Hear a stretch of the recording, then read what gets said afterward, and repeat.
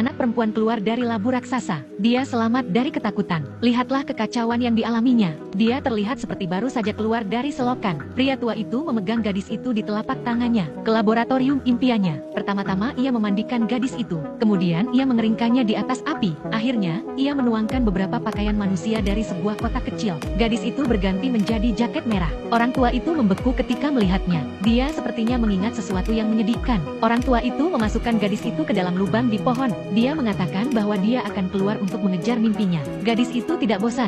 Dia ingin pergi bersamanya, tetapi sangat berbahaya hanya untuk keluar. Mereka harus melewati raksasa yang sedang tidur. Satu kali tergelincir dan pria tua itu dicengkeram pergelangan kakinya dan dibawa ke udara. Di negeri para raksasa, dia kerdil untuk diganggu. Raksasa gemuk itu menggendong orang tua itu di tangan kanannya, menyeret kereta dengan tangan kirinya ke arah bukit. Ada raksasa lain di sisi lain, dengan kakinya di atas dua mobil sebagai sepatu roda. Gadis itu bersembunyi di dalam mobil. Pada saat ini, para raksasa bermain seperti ini, mendorong orang tua itu turun terlebih dahulu. Raksasa di sisi lain mendayung menuruni bukit. Kemudian mereka bertabrakan di dasar bukit. Dan pada saat yang tepat, gadis itu menyentakkan kemudi dan kemudian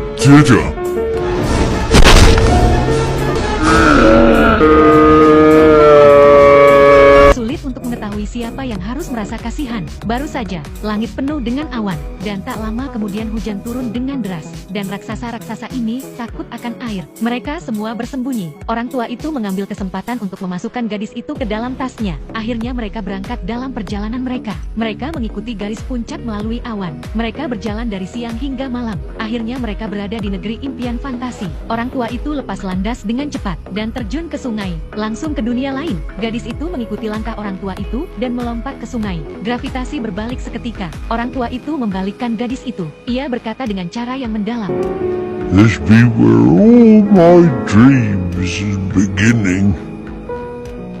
Di sini orang tua itu menemukan emas yang sangat langka. Bermimpi ia mengambil jaring mimpinya, tetapi ia tidak bisa menangkapnya. Sampai ia perlahan-lahan berhenti di depan gadis itu. Baru kemudian orang tua itu menangkapnya. Kemudian keduanya datang ke dunia manusia. Menangkap mimpi hanyalah langkah pertama. Sekarang, yang harus dilakukannya hanyalah meledakkan mereka. Anak babi itu memasukkan mimpi itu ke dalam pengeras suara, dan meniup ke dalam anak laki-laki yang sedang tidur. Mimpi biru memasuki otaknya dengan nafasnya. Anak laki-laki itu mengalami mimpi yang sangat memuaskan malam itu. Dalam perjalanan pulang, orang tua itu menyadari bahwa selimut nyaman gadis itu hilang, dan ini pasti akan tercium oleh para raksasa lainnya. Itu berarti bahwa para raksasa mengetahui keberadaan gadis itu. Untuk berada di sisi yang aman, orang tua itu mengirim gadis itu kembali ke panti asuhan di mana ia pernah tinggal. Ia mengatakan bahwa suatu ketika seorang anak kecil telah menjadi temannya, tetapi anak itu dimakan oleh para raksasa. Orang tua itu tidak ingin hal itu terjadi lagi. Gadis itu sedih. Ia tidak ingin kembali ke panti asuhan, bahkan jika raksasa itu berbahaya. Ia tidak takut gadis itu akan mati. Orang tua itu memiliki jantung yang lemah. Mereka kembali ke negeri para raksasa, mendiskusikan cara agar tetap tidak terdeteksi. Tapi saat itu,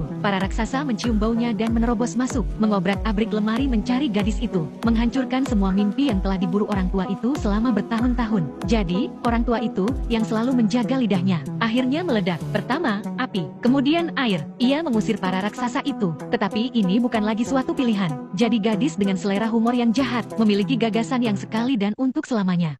I have a plan. A plan? We are going to the Queen.